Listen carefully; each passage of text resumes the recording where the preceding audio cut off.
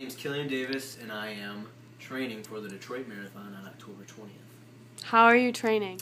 Well, every week, at least 5 times, I do a 6-mile circuit through the trails around here in East Lansing, and I do a pre-warm-up, which is, if you've ever done Insanity, it's the warm-up in there where you do high knees, butt kicks, get the heart pumping, and get the body nice and warm.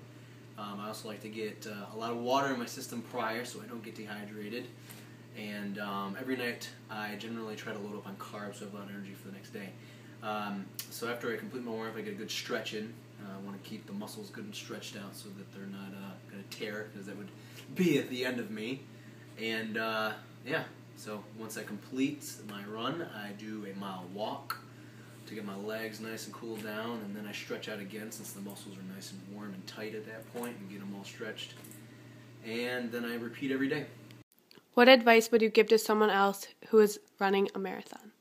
Well, I think you need to start out and really look and see where you're at, and set your expectations accordingly, because obviously if you're kind of going from a couch potato to somebody who just wants to run a marathon, you need to start small. You can't go out and try to run 5 miles right away because you get exhausted and winded.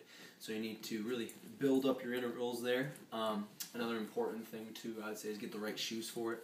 A lot of people can't kind of ruin themselves in running because they don't pick the right shoes. You need to find something that's flexible on your feet and light and arid. So, you know, because I mean, if you're enclosing all of that moisture inside there, you can have a lot of foot problems like athlete's foot, where your feet start cracking, or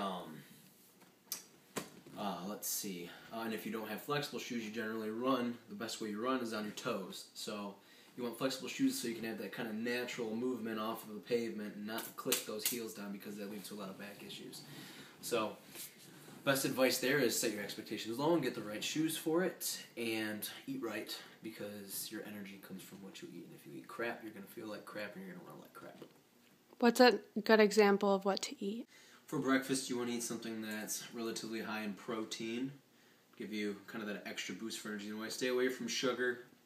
You want to be really light on it because it's going to make you crash at some point. It only gives you those small bursts. It's not really going to provide you with the energy that you're going to need to do those extensive circuits, which is what a marathon's for, right?